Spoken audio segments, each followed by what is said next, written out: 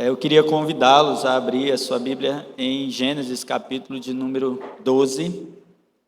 Nós vamos ler todos juntos, do versículo 1 até o versículo de número 3.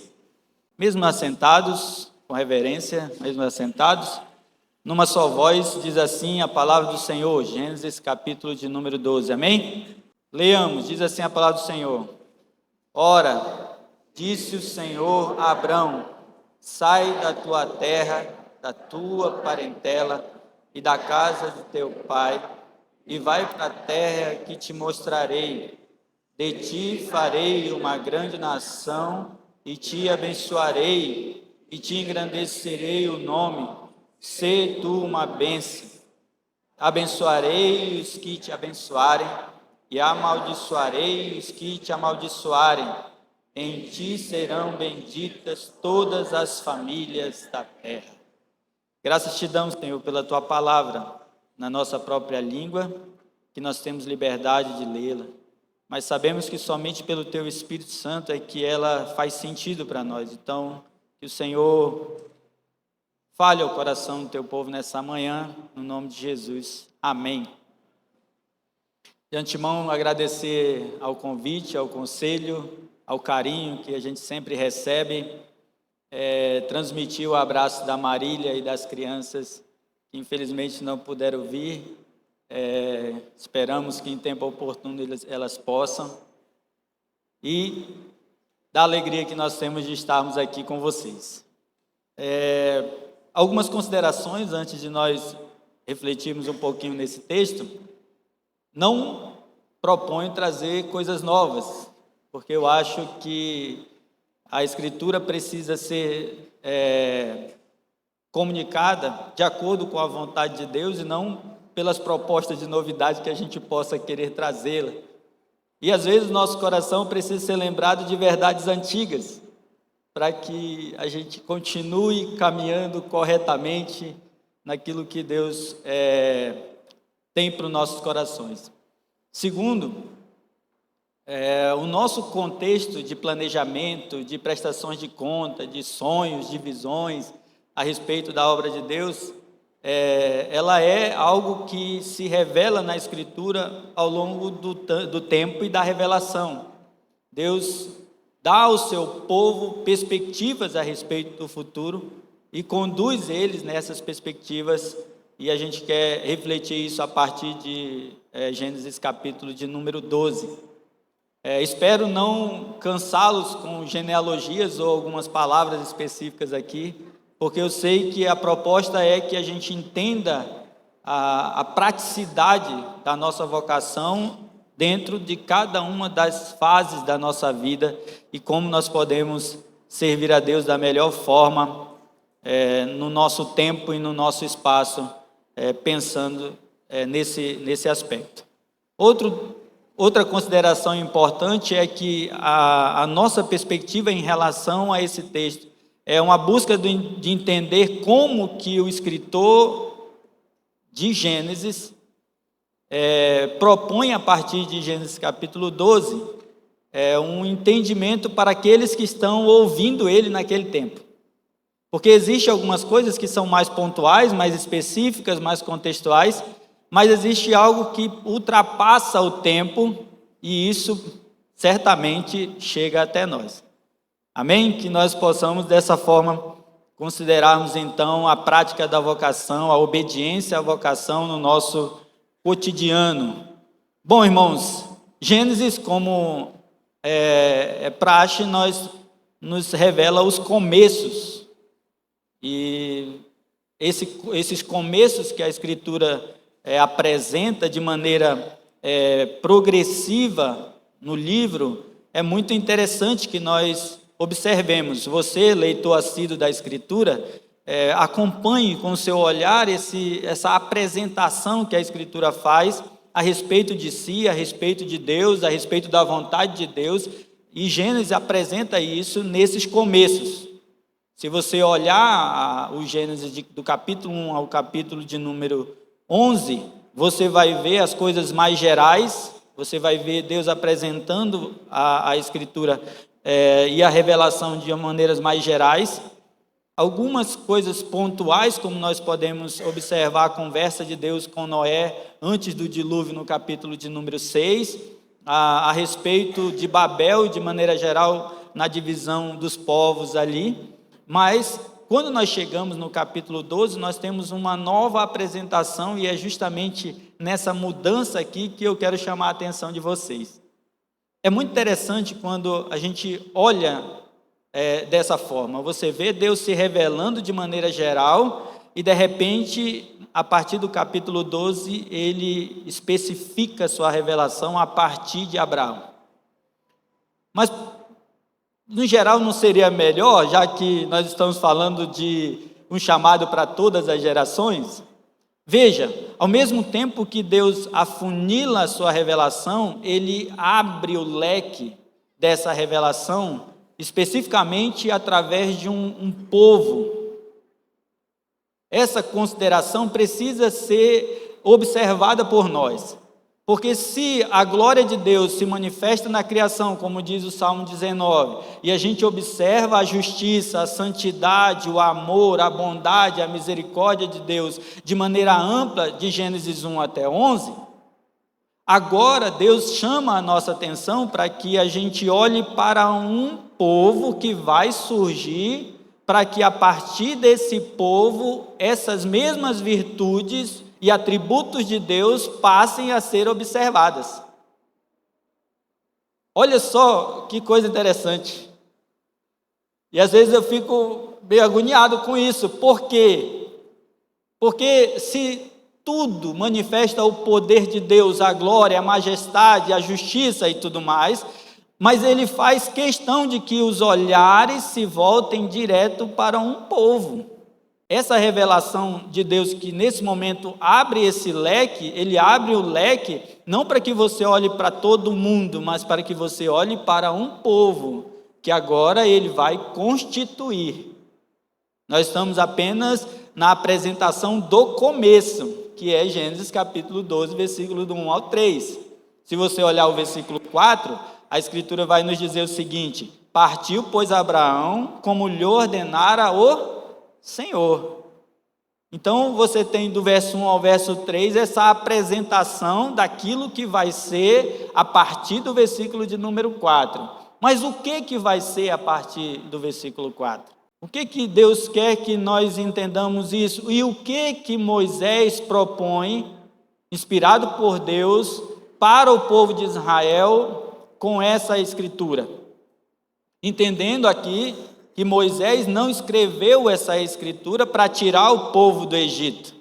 Lembra aqui que o autor de Gênesis é Moisés. Moisés não propõe que as pessoas leiam Gênesis e saiam do Egito com algumas convicções teológicas. Gênesis é escrito nesse processo de peregrinação no deserto, e aí nessa peregrinação no deserto, essas pessoas vão acessar essa informação de maneira direta, mas não que ela fosse uma novidade. As pessoas sabiam da sua origem. Lembre que as pessoas clamavam ao Senhor, Deus chamou Moisés, enviou lá e disse assim: eu estou ouvindo o clamor do meu povo, vai lá e tira eles. Então eles têm uma noção, mas agora essa noção está escrita. Moisés coloca isso no papel. Então uma convicção que estava permeando ou permeava o povo de Deus agora está escrita. E qual era essa noção que as pessoas tinham e que Moisés agora coloca no papel? Existem 2 pontos que eu quero que você anote, e é justamente aqui a centralidade da nossa exposição: origem e propósito. Origem e propósito. Quando você lê Gênesis capítulo de número 12, e se você fosse um israelita lá no meio daquele deserto, e essa palavra chegasse aos teus ouvidos, você se perguntaria: de onde eu vim? Moisés então escreve assim: você veio desta raiz, você veio desta origem. Existe Gênesis, existe a queda, existe a justiça de Deus, existe a preservação de Deus da humanidade. Você tem os povos que se rebelam contra Deus e são espalhados, mas Deus não esquece da sua promessa. então chama Abrão, e desta raiz vocês surgem. Então você começa a olhar para trás para entender a sua origem e entender qual o seu propósito. Essa observação precisa ser considerada. Então ele diz: sai da tua terra, o Senhor fala a Abraão, nesse novo momento em que antes estava mais geral, agora é mais específico, então Deus fala diretamente a Abraão. Isso vai se tornar cada vez mais comum daqui para frente, meus irmãos. Aquilo que é basicamente transcendente, superior, soberano, torna-se mais pessoal. Então, nesse novo momento, o Deus que você olha como sendo aquele que derrama a chuva, aquele que divide as línguas e espalha os povos, começa a tratar de maneira direta. Ele fala a Abraão. Ele fala a Abraão e dá uma ordem a Abraão. Algumas pessoas, a gente lê alguns comentários e observa que as pessoas olham muito para Abraão e para a sua obediência. É claro, nós podemos considerar aspectos da obediência aqui, não sem considerar a soberania e o propósito primário de Deus. Porque a obediência é fruto de um entendimento que só vem porque Deus abre o nosso entendimento a respeito daquilo, a menos que nós desobedeçamos deliberadamente. Mas não é o caso aqui. Deus chama e Deus ordena a Abraão: sai da tua terra e da tua parentela e vai para uma terra que eu te mostrarei. Obedecer a sua vocação no seu dia a dia, às vezes você olha para isso aqui, talvez você pense assim: puxa, como é se Deus falar comigo diretamente, sai, vai e faça? O que está embutido no meio dessa ordem? O que a Escritura não mostra nessas palavras aqui? Olha, ele diz assim, sai da tua casa, do meio dos teus parentes, e vai para onde eu vou te mostrar. Bom, Abraão não conhecia o Senhor, e de repente Deus fala para ele: sai de onde você está e vai para onde eu vou te mostrar. Quais são as implicações de uma ordem como essa na vida de uma pessoa comum? De mim, de você, cheio de dúvidas, querendo clareza a respeito de uma coisa ou de outra, confiabilidade naquilo que faz. Quais são as dúvidas que passam pela sua cabeça quando você recebe uma ordem? Quais são as informações que você possui para responder positivamente a essa ordem? Lá no capítulo 7 de Atos, nós vamos descobrir que a fala de Deus para Abraão não acontece somente aqui. Alguns até consideram que esse momento é um segundo momento que Deus fala com Abraão. Porque Estevão, quando está se defendendo no meio dos fariseus lá, ele diz assim: olha, porque nossos pais, Deus falou aos nossos pais quando ele ainda estava em Ur. Mas aqui ele não está em Ur, aqui ele está em Harã. Se você ler a Escritura no capítulo 11, um pouco antes aí, você vai observar que eles já saíram de Ur e param em Harã. E lá em Harã morre o pai de Abrão. Então, se Deus falou para Abraão lá em Ur e eles saiu com o pai e com o sobrinho. Se você ler um pouquinho sobre Ló, você vai descobrir que Ló é órfão. E agora ele está sob os cuidados do tio. Então, Abraão ouve a voz de Deus, atende a voz de Deus, leva consigo seu pai e o seu sobrinho, que é órfão. Às vezes as pessoas olham para Ló como um peso para Abraão, como um entrave que dificulta a vida de Abraão, mas se nós olharmos o contexto de maneira mais objetiva, Abraão está sendo o apoio, o socorro para um órfão. Perdeu o seu pai. E o seu pai morre em Harã. Você pode considerar a idade do pai de Abraão, de que ele preserva aquilo que a própria Escritura vai tratar depois como sendo honrar pai e mãe. De uma maneira mais, digamos, humana a respeito dessa prática de obediência no cotidiano da nossa fé, a gente observa que quando Deus nos chama, Deus considera os aspectos humanos da nossa decisão. Quando Deus te chama para alguma coisa, quando Deus te envia para alguma coisa, Deus não está sendo desumano com os aspectos humanos que você tem e que foi Ele que colocou. E na obediência imperfeita de Adão, ele considera que ele deve honrar seu pai e levá-lo. Seu pai, talvez pela caminhada, não sei, você olha a geografia daquele lugar, daquela região, e ela é difícil.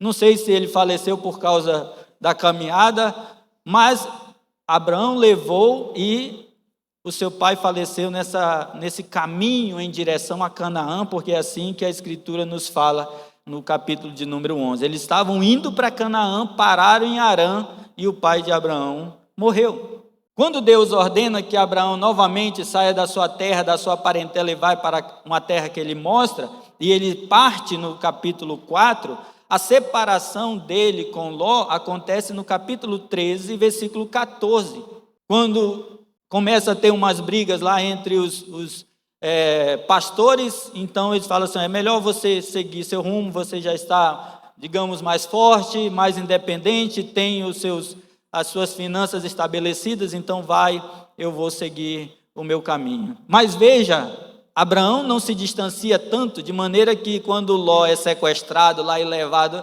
ele socorre o seu sobrinho. Esses são aspectos humanos que a gente precisa entender que Deus considera quando Ele nos ordena, e que Ele considera quando Ele te chama, e quando Ele te direciona. Deus não é um sobre-humano que cria-nos com certas dependências e limitações e não as considera. É importante que a gente, quando planeja, quando olha para o futuro, entenda isso. Eu não estou falando dos extremos, daqueles que deixam tudo para trás e vão embora, ou daqueles que são tão agarrados que não conseguem obedecer. Eu estou falando de um entendimento de que Deus considera nossas emoções para que nós possamos obedecer-lhe também. Abraão saiu de Ur, parou em Harã, saiu de Harã e foi para onde Deus mostraria o lugar que ele fosse. Então aqui nós começamos e observamos a obediência de Abraão, considerando esses aspectos da sua humanidade e do seu contexto social. No versículo de número 2, Deus faz algumas promessas para Abraão. Ele diz, farei uma grande nação, te abençoarei, te engrandecerei o nome, seja você uma bênção. Seja você uma bênção. Primeiro aspecto aqui que a gente precisa pontuar é que, às vezes, quando nós olhamos para isso e a gente ouve por aí que eu quero a fé de Abraão, você quer a fé de Abraão, você não quer o contexto de Abraão. Você não quer os dias de Abraão. Porque quando ele diz, eu vou fazer de você uma grande nação, e aí você pensa todo aquele contexto que você sabe, da idade, da esterilidade de Sara, do costume da época, do jeitinho humano de tentar resolver os problemas, do tempo de esperar tudo isso com confiança, sabendo que Deus vai responder ou vai cumprir a sua promessa, porque no imediatismo do nosso tempo, essa promessa para Abraão aqui, alguém diria assim, é boa, é excelente, mas não dá para mim. Porque se ele diz assim, você tem 80 anos, ele diz assim, eu vou fazer de você uma grande nação, aí você diz assim, eu não vou ver. Como é que eu vou ver? Você está fazendo uma promessa que eu não vou ver, Faz para o meu neto, faz para alguém jovem que vai crescer, vai ter seus filhos, seus netos, vai ver progredir. Ele fala depois para Abraão, olha para o céu, conta as estrelas, pois assim vai ser os seus descendentes. Ele diz assim, mas eu não vou ver isso.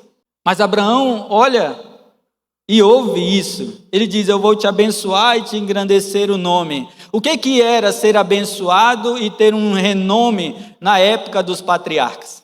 Era ser rico. Ser rico não tinha nem um shopping para gastar. Tinha nem a Shopee para você acessar e fazer umas compras interessantes. O que era ser abençoado por Deus? O que era ter um nome, ter um renome? Quando você olha para Jó, você vê que Jó era um homem temente a Deus, tinha 10 filhos, tinha muitos bois, tinha muitos funcionários. Jó era um homem feliz, casado. Como era ser alguém abençoado e um renome nesse tempo? Lembre-se aqui de que as áreas territoriais, elas iam aos poucos sendo estabelecidas. E elas eram estabelecidas por meio da guerra, das conquistas. Você vê que Ló se aparta um pouquinho de Abraão e os homens sequestram ele e todos os seus bens. E então Abraão vai lutar contra vários reis ali. Também ele diz: você deve ser uma bênção. Então, como é que você vive no seu contexto, entendendo os desafios e mesmo assim tendo que ser uma bênção? Como que eu aplico a expectativa da promessa de Deus ao meu contexto e, diante desse desenho, eu seja uma bênção àqueles que estão ao meu redor? Essa é a proposta. Essa é a proposta. Veja que os aspectos eternos ainda vão surgir no versículo de número 3. Ele está falando de aspectos que Abraão vai vivenciar ali. E eu e você vivenciamos todos os dias quando nós entendemos as promessas de Deus para nós, como que elas se aplicam no nosso dia a dia e como nós as utilizamos para sermos uma bênção ao outro. Abraão tinha condições de defender o sobrinho, ele foi lá e defendeu. Ele tinha condições de comunicar a graciosidade para os seus funcionários, ele comunicou. E Abraão era um homem como eu e você. Então, o primeiro ponto aqui é: as promessas de Deus fazem sentido para Abraão. Como que Abraão absorve essas promessas e ele responde a elas? De maneira a abençoar aqueles que estão ao seu redor. Como que eu e você entendemos as promessas de Deus e como nós assimilamos e aplicamos elas de maneira que nós sejamos uma bênção às pessoas que estão ao nosso redor. Lembrando que a maneira como Abraão vai responder aqui tem a ver com aquele propósito inicial de que os povos olhem para Israel ou para a nação que está sendo gerada aqui e ela reflita a graça, a misericórdia, a justiça, o amor e todas as virtudes de Deus comunicados a ela. Então, aquilo que Deus fará a Abraão deve refletir o caráter de Deus para os povos também. Então, como nós entendemos e como nós comunicamos, tem que atender de certa forma ao propósito eterno de Deus para nós. Então, a nossa resposta não é uma resposta de como eu entendo e do jeito que eu entendo eu faço, mas uma resposta que cumpra o propósito inicial de Deus em nós, certo? Ele me abençoa, Ele me fortalece, Ele me mostra as suas bênçãos e eu sou uma bênção para aqueles que me cercam. Num terceiro aspecto aqui, ele nos mostra a questão de uma promessa que tem a ver com aquilo que ele fez lá no passado e que agora, por Israel, ela se notabiliza e ultrapassa os tempos. Abençoarei os que te abençoarem, amaldiçoarei os que te amaldiçoarem, em ti serão benditas todas as famílias da terra. É claro que quando ele fala todas as famílias da terra, a gente precisa considerar que ultrapassaria certamente o tempo de Abraão, a geração e seus filhos e seus netos e por aí vai. Consideramos de que Deus, num estudo mais completo da Escritura, nos fala sobre o Cristo, sobre aquilo que viria pela descendência de Abraão, que Paulo vai falar lá em Romanos, dele os patriarcas, deles são as promessas, deles é a aliança. É justamente aqui que inicia esse processo e ele fala: em ti serão benditas todas as famílias da terra. Quando nós nos colocamos no lugar daqueles judeus que estavam no deserto e leem essa passagem, o que você acha que eles considerariam?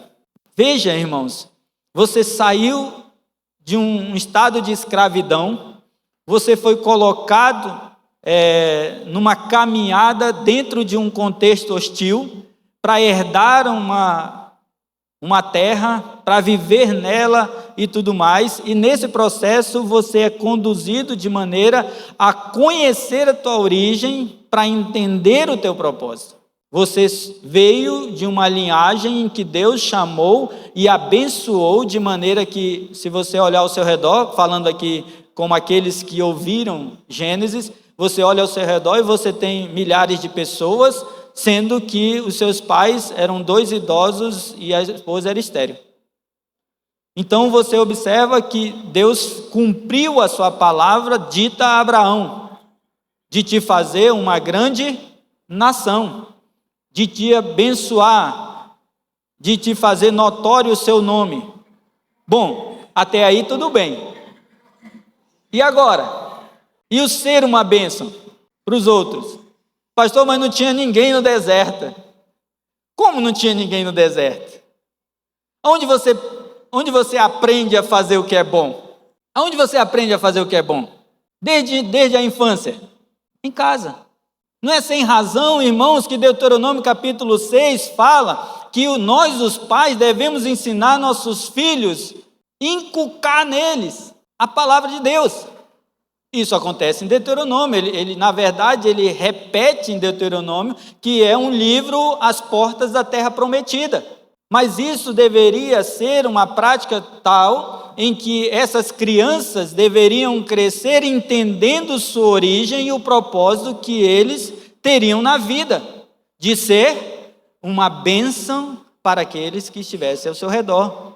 Se eles não entendessem esse propósito a partir do seu lar, seria muito difícil que isso acontecesse depois, irmãos. Quando nós consideramos aspectos da nossa sociedade, nós observamos que muitos dos problemas sociais que nós temos é por causa da nossa falha como pais.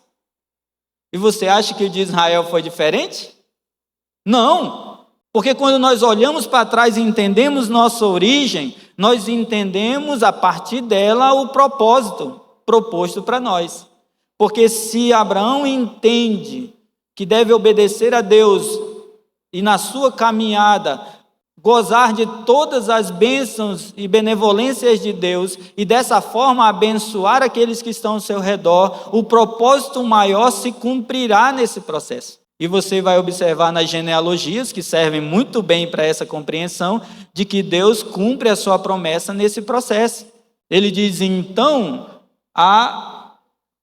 em ti serão benditas todas as famílias da terra. É claro que a gente precisa colocar aqui um ponto a ser considerado, é que Deus cumpre a sua promessa apesar de nós. Porque se você olhar para o Abraão e a sua prática imperfeita da fé, né, a nossa semelhança, Abraão fez um bocado de coisa que atrapalharia isso. Igual o Jonas, quando foi evangelizar os ninivitas, fez um bocado de coisa para dar tudo errado. Mas quando Deus traça o seu propósito e usa homens imperfeitos como nós, ele cumpre por causa da sua fidelidade. Então, Israel foi uma bênção e a sua igreja é e deve ser uma bênção, que é o Israel de Deus. Então, considerando essa origem, considerando o propósito local e também transcendente da mensagem, nós vamos para a aplicabilidade disso na nossa vida. Bom, quando nós olhamos aqui, nós temos alguns aspectos que são mostrados para a gente lá em Hebreus. E aqui tem um ponto muito interessante a respeito de Gênesis. Gênesis, nós olhamos para ele sempre como quem olha para o passado. Então, nós estamos em condição melhor de entendermos aquele passado do que muitos deles que estavam lá. Quando nós olhamos, por exemplo, para Apocalipse, nós olhamos para um futuro em que muitas vezes nós não compreendemos o nosso tempo e nem o futuro.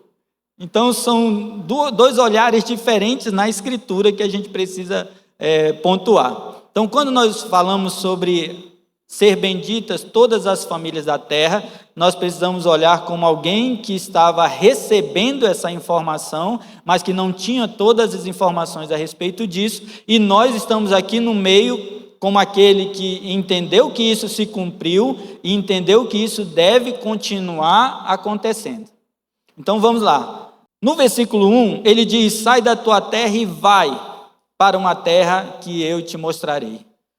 Qual é o princípio que deve ultrapassar o tempo em relação àquilo que Abraão fez e àquilo que nós devemos fazer? disposição e obediência à palavra de Deus. Irmãos, trabalhar com quem é indisposto, a Bíblia vai falar sobre a areia nos dentes quando você morde. Já mordeu a areia? Aquela pedrinha no feijão? Pois é. Lidar com pessoas indispostas é um problema. É chato, é ruim, atrapalha, desanima. E vocês que estão aqui para planejar o futuro, enche o pulmão de ar, alegria no Senhor e obedeça. As pessoas que serão constituídas como sua liderança para conduzir, não são superiores, mas são servos constituídos com autoridade que é concedida à igreja, para que você tenha direcionamento. Então, obedeça, disponha e obedeça. Não faça por obrigação, faça por gratidão, faça por obediência. Mas não me disseram nada. Disseram para Abraão? Não limite a sua obediência e sua disposição ao seu entendimento das coisas. Se é certo que faça, faça. Ele diz no final do verso 1, vai para uma terra que eu te mostrarei. A disposição e a obediência não dispõe de todas as informações que talvez você queira, ou talvez a sua liderança tenha. Você precisa confiar. A sua obediência precisa ser também um ato de confiança, porque se você obedecer somente quando você tiver todas as informações, você vai ficar sentado. Você vai ser um fardo aos demais. Eu me lembro que quando você lê o Evangelho e Jesus disse, vamos para Jerusalém. Aí o Natanael diz assim, vamos, se é para morrer, a gente vai morrer. Quem disse, Natanael, que é para morrer? Não, mas eu estou aqui, né? É para ir, a gente vai. É para carregar, a gente carrega, para limpar, a gente limpa, né? É para desenhar, a gente desenha, eu não sei, rabisca, não é? Então, você não pode sujeitar a sua obediência e disposição a todas as informações. Abraão é um exemplo para nós nesse aspecto, e quando a gente lê, por exemplo, Hebreus capítulo 11, versículo 8, eu falei que Hebreus nos mostra, né, a respeito dessa atitude de Abraão, é muito interessante, porque ele fala o seguinte para nós, verso de número 8, diz assim, pela fé Abraão, quando chamado, obedeceu, a fim de ir para o lugar que devia receber por herança, e partiu sem saber onde ia. Ele não sabia, mas por que ele foi? Por que ele se dispôs a ir? No verso 6 diz assim a Escritura, de fato, sem fé é impossível agradar a Deus, porquanto é necessário que aquele que se aproxima de Deus creia que Ele existe e que se torna galardoador dos que o buscam. A fé é fundamental para nós obedecermos. É fundamental. Se você não crê, veja bem, se você não crê que as pessoas que conduzem determinadas responsabilidades não são constituídas por Deus, você não obedece. Ou você terá muita dificuldade em obedecer. Isso é um exercício de fé. Eu vi lá a plaquinha do Rev Luiz, 25 anos de serviço a essa maravilhosa igreja, né, Rev? Se essa igreja não reconhecer que o Rev Luiz é alguém constituído por ele para conduzir, não obedece. Se você não reconhecer que os seus pais foram constituídos por Deus para proteger você, orientar você, disciplinar você, você não obedece. Se você não reconhecer que as pessoas que são constituídas por Deus na igreja para conduzir os trabalhos de sociedades internas ou qualquer outro departamento, você não vai obedecer. Você precisa exercitar. Dizer assim, Fulano, eu não gosto muito de ti, não. Tenho problemas contigo. Mas sou obediente ao Senhor. Resolve teu problema, tá? Mas assim, obedeça. Seja sujeito. Ele vai falar... No versículo 2 ele diz assim, de ti farei uma grande nação. É aquilo que eu tinha comentado, né? Você faz uma promessa que você não vai ver. Mas o Hebreus capítulo de número 11, aliás, 11 versículo 6, fala sobre a fé. E no versículo 11 ele diz o seguinte, Hebreus 11, 11. Pela fé também a própria Sara recebeu o poder para ser mãe, não obstante o avançado de sua idade, pois teve por fiel aquele que havia feito a promessa. Existem coisas que Deus fala conosco que não é especificamente para nós, é para os nossos filhos, são para os nossos netos. né? E quem vai usufruir disso são eles. A estabilidade do seu lar, os princípios que você ensina, não são você que vai usufruir de todos eles, são seus netos. Principalmente para aqueles que foram alcançados na sua vida pelo Evangelho em determinada fase da vida. Porque ele viveu a turbulência de uma vida de pecado ou de um contexto ruim, mas Deus salvou ele. E agora aquilo que ele vai viver em relação ao Evangelho é um tempinho assim. Mas a promessa de Deus não é para você somente, é para os teus filhos, para os teus netos e para os teus bisnetos e por aí vai. Ele falou, vou fazer de você uma grande nação. Abraão falou assim, não vou ver, não quero. Não é para ele somente, é para os seus descendentes. E Deus é fiel para cumprir isso. Deus é fiel para cumprir isso, irmãos. Eu conheci o Evangelho com 19, e às vezes eu olho para minha filha, agora tem 16. Eu fico pensando assim, o contexto que a minha filha experimentou não é nem de longe aquilo que eu experimentei. Mas Deus resolveu, por nosso intermédio, preservá-la daquilo que eu vivenciei. E isso é promessa, não é? Lê lá capítulo 17, na aliança de Deus com Abraão. Sou o teu Deus e dos teus descendentes. Então, como que isso se aplica na nossa vida? Confiar na fidelidade de Deus. Deus é com o seu povo. E aquilo que ele falou para você, ele promete para a sua igreja como povo, ele cumpre nas gerações e assim sucessivamente. Precisamos aplicar isso. Talvez muitas coisas que vocês vão fazer hoje, os resultados não são para vocês, são para aqueles que vêm depois. A organização, a estabilidade, a maturidade são para os outros. E trabalhe por isso. O contrário disso, eu quero abrir um parênteses aqui rapidamente. Quando Deus deu a sentença a Ezequias, o rei, sobre ele ter revelado todos os bens de Jerusalém para os babilônicos, e Deus falou por meio do profeta, pois eles vão levar tudo, só que não vai ser na tua geração, ele falou assim, beleza, estou tranquilo então. Que comportamento mais irresponsável. Se não é para você, então você deixa que os outros se arrebentem para lá? O contrário disso é o que Abraão fez. Não é para ele ou somente para ele. Ele ainda assim obedece. Nesse aspecto, eu quero chamar a atenção aqui para vocês sobre o que eu chamo de consciência cristã corpórea. Quando ele fala de ti farei uma grande nação, ele está falando de que aquele homem constituiria a raiz de um povo que Deus levantaria para ser o seu testemunho. Correto?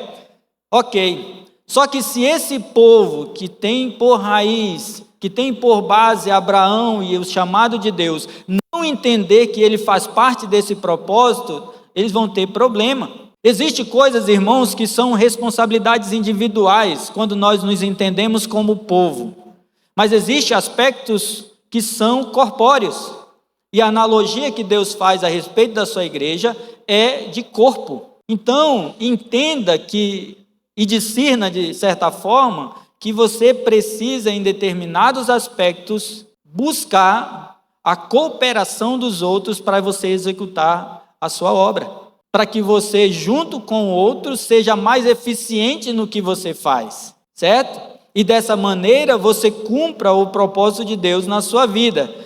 A Bíblia vai falar sobre o Israel de Deus lá em Romanos capítulo 9, em Gálatas capítulo 6, e lá em 2 Pedro capítulo 2, versículo 9, quando fala sobre a nação santa, o povo de propriedade exclusiva de Deus e tudo mais, ele fala sobre o objetivo disso, proclamar as virtudes daquele que te chamou das trevas para a sua maravilhosa luz. Mas isso não é especificamente de maneira individualizada. E eu louvo a Deus porque isso acontece, por exemplo, num momento como esse, em que cada um dos departamentos, cada uma das sociedades vai pensar de maneira unida naquilo que de maneira abrangente corresponde à vontade de Deus para a igreja em suas faixas etárias.